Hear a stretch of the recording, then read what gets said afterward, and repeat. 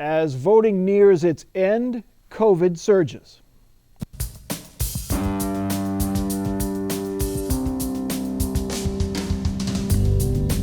Joining us on Columbus on the Record this week, Ann Fisher, host of All Sides with Ann Fisher on 89.7 NPR News. Bob Clegg, Republican strategist. Derek Clay, Democratic strategist. And Darrell Rowland, public affairs editor for the Columbus Dispatch.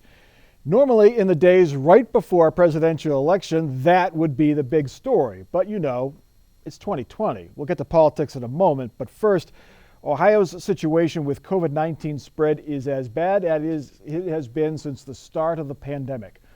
Red counties with very high rates of spread snake all over the state, surrounded by orange counties with just plain old high rates of spread. Ohio this week saw daily cases top 3,500. Hospitalizations are up. ICU admissions are up. But as far as statewide action is concerned, that is not happening. No new mandates, no new reclosures, no new restrictions. Instead, Governor DeWine urges counties to form what he calls local defense teams to fight the virus. Basically, he's delegating the fight to the locals. If a county goes from 30% wearing masks to 60%, I will guarantee you those cases will start down. I mean, we've just seen it time after time. So I think every county ought to set a goal and say, look, here's what do we think we can do? And the goal should not be to plateau. Of course, the goal should be to start taking those numbers down. And Fisher, the governor, says there is no place to hide in Ohio.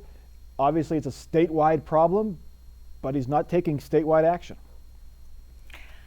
It's interesting. It sounds a lot like what President Trump was saying last spring, when saying it was the state's problems, it wasn't his responsibility. I'm not sure, Governor DeWine's the one going on TV a couple times a week talking to Ohioans. I don't think the counties can do that. I'm not sure that I think the counties are already doing everything they can. The statewide mandates and making some kind of sense out of the colors. It's like garbage day or something in Columbus. Doesn't make any sense. I mean, what do the colors mean if they don't take action on them? Darrell Rowland, why do you think he's hesitant to? He was not shy about doing the closures in the spring. Of course, we didn't know as much about the virus then. Hospitals may be better prepared now. But why do you think Governor DeWine is reluctant to even take modest steps for a statewide spread that's occurring rapidly? That is the question of the week, isn't it, Mike? My goodness, the criticism of the governor was withering. Amelia Sykes, the House Minority Leader, the Democratic leader, called a dereliction of duty for the governor to, very accurately define the problem, but then very tepidly tiptoe toward a solution. And I've heard things like, "Yeah, Amy Acton really is gone now." Boy, those days long. And the use of the bully pulpit is whatever good that was doing early in the year, I think is perhaps dissipated. And I think you're exactly right. At the local level, as a county commissioner, going to get this, get the same impact that a governor can't get. Boy, it's hard to say. Bob Clegg, DeWine he's been very clear. Wear a mask, stay separate, stay home, don't go to large gatherings. He's been saying it over and over and over again, asking for personal responsibility. But it's not working. The cases are rising. Whether it's because of his lack of action, I don't know. But is it time for him to do something different? Well, Mike, of course, they're rising everywhere, not just in Ohio, in the rest of the United States and in Europe. Europe has gotten a really big increase. What they're finding, I think, is that the spread is being caused not so much with people in public in doing business or shopping or anything like that. It's in-home spread that's occurring. So you've got to somehow change behavior in houses. I don't think government can do that.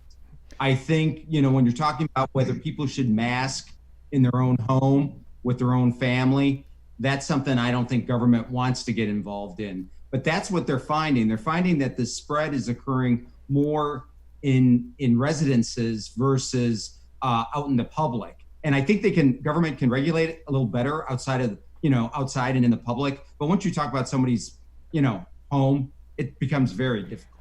Derek Clay, now the local officials, there's nothing stopping them. They did it in the spring. They shut down bars and restaurants. They put limits on gatherings. Why don't local officials say, okay, you know what, we're going to shut down bars, or we're going to, like for instance, the Columbus Convention Center starting next week is going to host a lot of Buckeye fans in the convention center inside. They say socially distanced, but that does not sound like a great idea. Well, Mike, leadership starts at the top, and we haven't had leadership on this issue from our president from day one. The governor started on a good path in the beginning of COVID when he was listening to science. He was listening to Dr. Acton, and some of these health mandates that came down were only to save people's lives.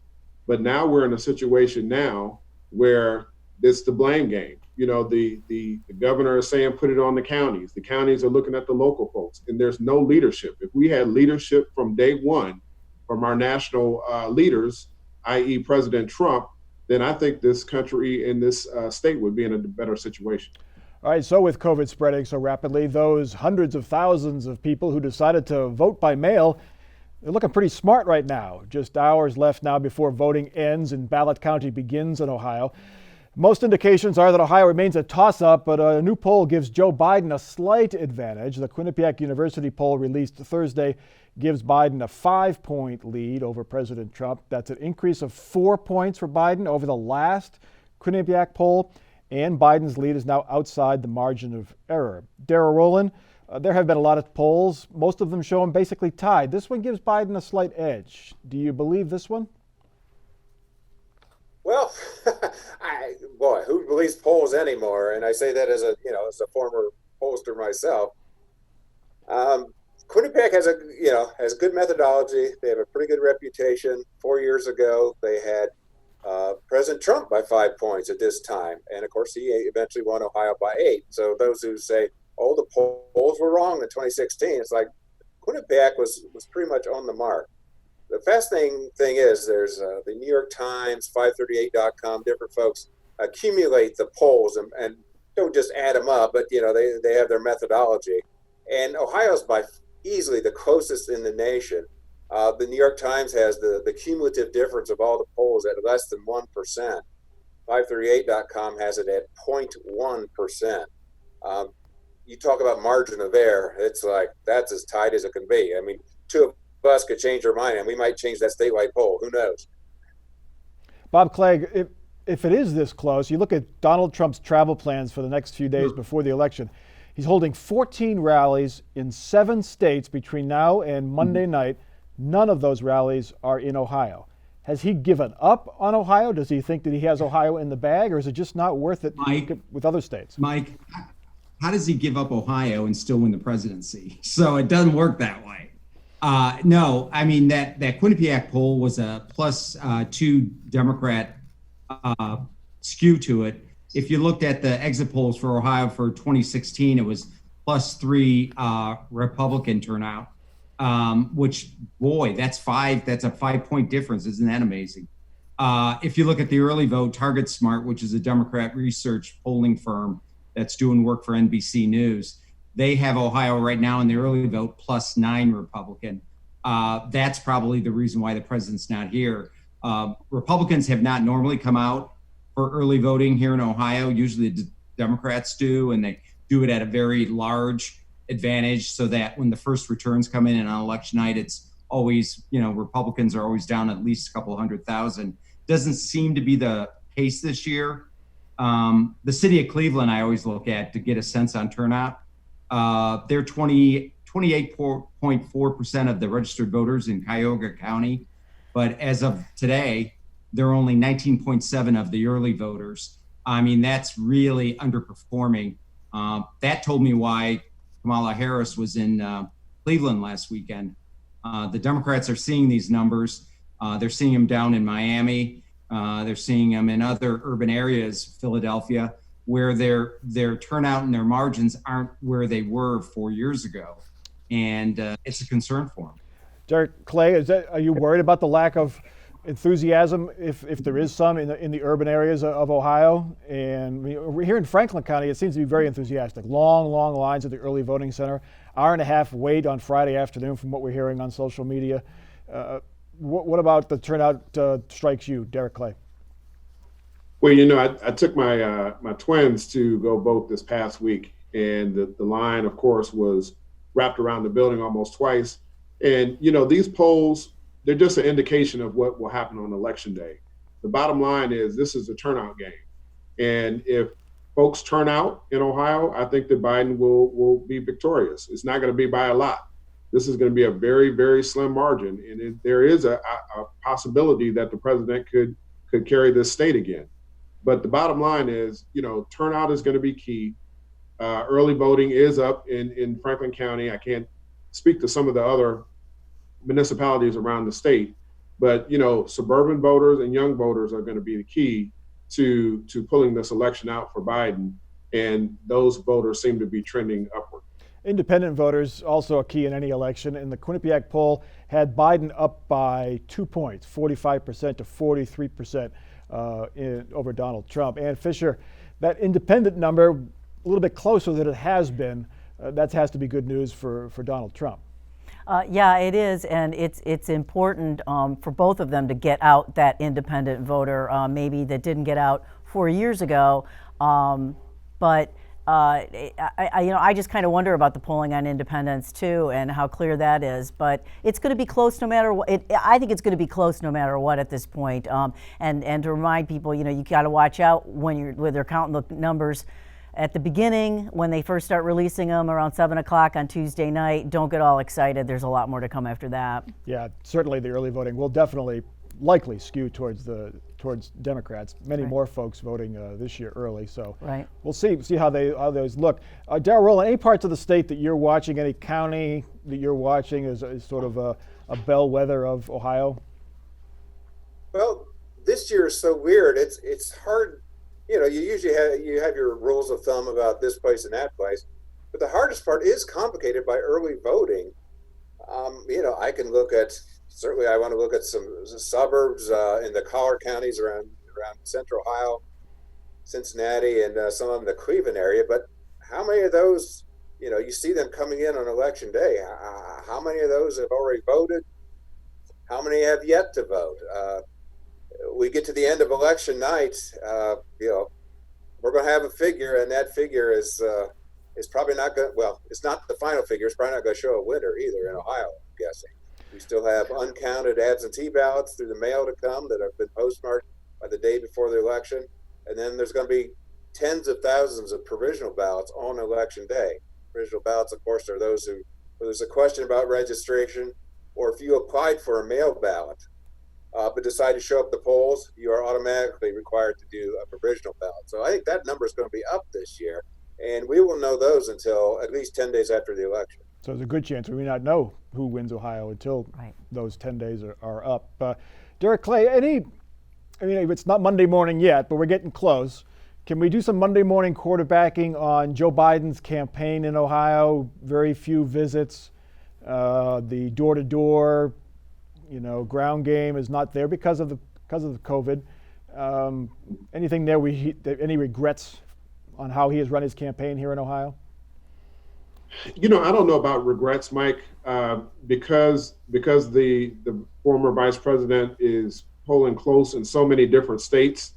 His time is valuable, and he's going where the polling tells him to go, and his advisors tell him to go. In terms of Ohio, we saw from this Quinnipiac poll that just came out, the margin here is so close, you can almost do what you need to do with TV, with direct mail, with other digital means of advertising. That never takes the place of physically being in a place and campaigning, but COVID-19 is preventing us from doing this, at least on the Democratic side. Bob Clegg, you work in the television ad business. Donald Trump has pulled most of his ads off of Ohio. Joe Biden is still up to some degree. Michael Bloomberg has bought a bunch of ads for the final few days of this campaign. Of course, he opposes Donald Trump and will be working to help Joe Biden. What impact will that have, do you think? I love TV, obviously, for many reasons. TV is very effective in the lower you go down the ballot. When you're talking about President of the United States, it's not as effective. And that is something that, is baked in. I mean, people know Donald Trump, they know Joe Biden. It's hard. There aren't that many undecideds. TV really isn't as effective at that level than it is at a down ticket. And then, of course, realize, Hillary Clinton outspent Donald Trump 2.5 to 1 in Ohio, and he still won by the biggest margin since 1988. So TV really doesn't matter as much in that kind of a race. Yeah, we shall see. This weekend does mark the final days of early voting in Ohio. It looks like the predictions of half of Ohio's voters would either vote by mail or at early voting centers is about to come true.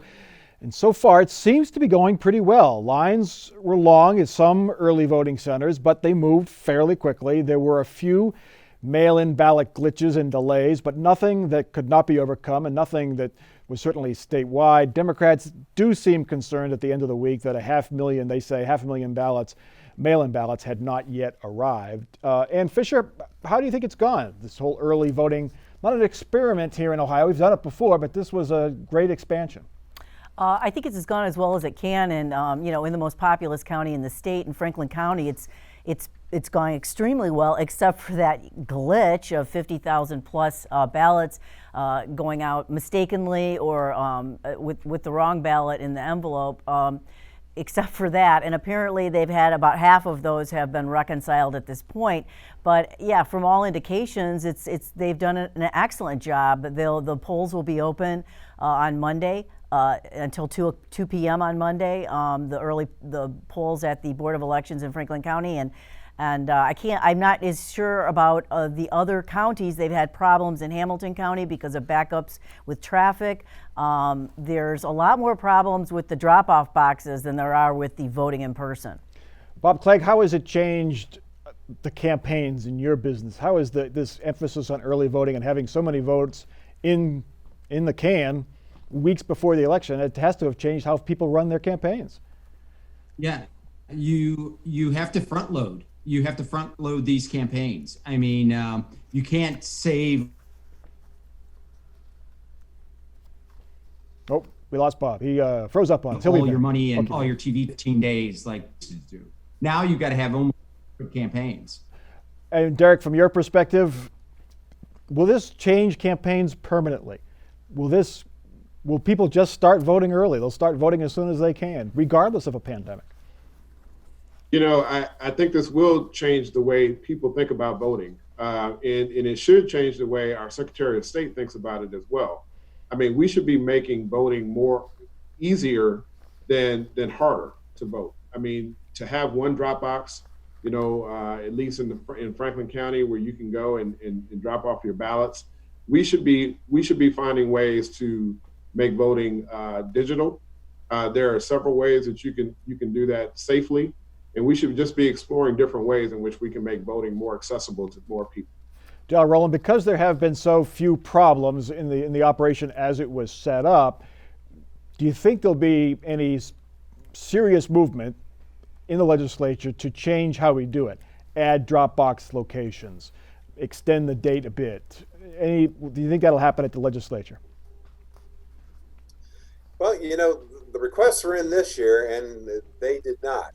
We'll have to see in years to come. I mean, it does seem, not to take anybody's side here, but to have one drop box for Benton County, and one drop box for Franklin County, that doesn't seem to be quite even in terms of population. If you really want to serve people, if you really want to have that alternative to vote. On the other hand, it is, it's very easy if you do trust the mail. It's very easy to do that, and you've got 4 weeks before Election Day to get to the Board of Elections, do that in-person voting. So Ohio is certainly one of the easiest states in the country. I mean, already, despite the drop box controversy, the question is, these, unfortunately, in Ohio and elsewhere, it often comes down to Republicans want to make it a little harder to vote, and more emphasis on preventing fraud, and Democrats are just the opposite side of the coin, make it easier to vote, and we don't think fraud will happen.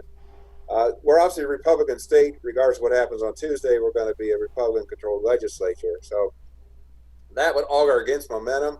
But we'll see what kind of leadership Franco Rose can exert here, and maybe get when the heat's not on, when the election's not right around the corner, maybe get some changes. All right.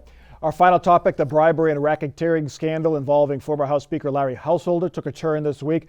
Two of Householder's associates pleaded guilty to conspiracy in connection with the legislative bailout of 2 nuclear plants and 2 coal power plants, otherwise known as HB6. Republican political operatives Jeff Longstreth and Juan Cespedes face up to 20 years in prison. They likely will testify against their 2 other allies and Householder. Hours after the pleas, the company believed linked to the scandal, First Energy fired its CEO, Chuck Jones, as well as 2 vice presidents for violating company policies and its code of conduct. Dara Rowland, what does this, we knew these plea deals were coming. We strongly suspected some plea deals were coming. But what does the guilty pleas of these 2 people mean for this case? Well, I think anybody who's watched Law and Order on TV or whatever, you know how it works. You pick off, you just climb the ladder, pick off the small fry, if you will. And I think, the 2 that agreed to plead guilty are the small fry of these 5. And now you have even more ammo, if you even needed it, to use against former Speaker Householder, against longtime lobbyist Neil Clark, against former House Republican Party Chairman Matt Borges. So we'll see. And now First Energy has acted. They have clearly found some internal wrongdoing up there. We know the federal government has obtained information from there. So what we've seen from the feds, if you will, in recent years, and these kind of white-collar public corruption cases, they do not move unless it is just about as airtight as it humanly can be. So we're going to see what happens with the other 3. Neil Clark praised the 2 young men for taking the plea, and he's going to continue to plead innocent, but write his book. Yeah, he's got a book coming out. I'm sure his lawyers are thrilled about that.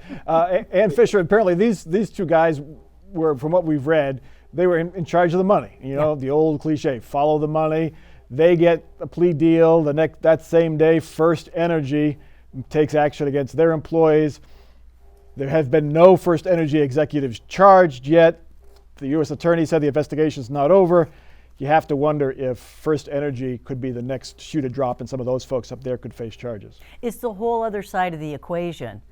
We've got, kind of that public sector side, and now they got to get into the business side, and that's what the attorneys for the federal government said that they were going to do is move into that area. There was more to do, a lot more to do, they said. So I suspect that had to do with the First Energy side, and there's a lot more shoes, several shoes to drop at this point. Part of the thing with the campaign, Bob Clegg, is that Donald Trump and Joe Biden just suck all the oxygen out of the room. They overshadow everybody. But are you surprised that this issue has not become more of an issue in this fall's campaign in the state legislative districts? Maybe it has, maybe I just haven't noticed it, but it just seems like it's not that huge an issue on the campaign trail. Well, I'm not really surprised about that because remember, this isn't a Republican-only problem. They couldn't get House Bill 6 passed without Democrat votes, and Larry Householder couldn't get elected Speaker without Democrat votes. So, I mean, it's both parties that are involved in it, so it's kind of hard to use it against each other. Derek Clay, did Democrats use them even though they did participate, but this was a Republican House Speaker, Republican governor signed the bill. Was it used enough during this campaign, and do you think it will be used more in 2022 when the governor himself is on the ballot? Well, first off, I love how the Republicans try to blame this on the Democrats when it's clearly, former Speaker Householder that's front and center on this. But yes, to answer your question, I do think that this is going to be an issue going into the gubernatorial races in the next couple of years, as well as targeting some of the other folks that may be involved on the House, especially the House side. All right, we'll cut you there because we got to get to our off-the-record comments, our predictions for the last show before the election. And Bob Clegg, we'll start with you. Well, I think President Trump will win Ohio again, probably by about the same margin, 8 points. And I think he wins the Electoral College anywhere between 280 and 320. All right, Derek Clay, your predictions. Well, obviously, I think that Joe Biden is going to win the state by a very slim margin and be our next president. And also, I think the Ohio Supreme Court is going to tip the balance to Democrat with O'Donnell and Brunner being elected. Darrell Rowland, your final thought. As I indicated earlier, I don't think we're going to know election night who carries Ohio. However, I think we will have a reasonable indication of who has the upper hand. And Ann Fisher, your final thought. I think that, yes, folks should look toward the Supreme Court races. I think that's a quiet storm brewing over there. If the Democrats take over the Ohio Supreme Court, first time in 35 years, it'll make a big difference in coming months and years. All right. For election night coverage, WOSU has you covered no matter how long it goes. On the radio, WOSU and NPR's coverage begins at 7 on 89.7 NPR News. Here on TV, the PBS NewsHour's coverage begins at 6 o'clock. I'll be doing local updates during that coverage. And of course, our digital team has you covered as well. Updates constantly on WOSU.org and all of our social media channels. My prediction is that we will know who won Ohio on election night. And my prediction is it won't matter.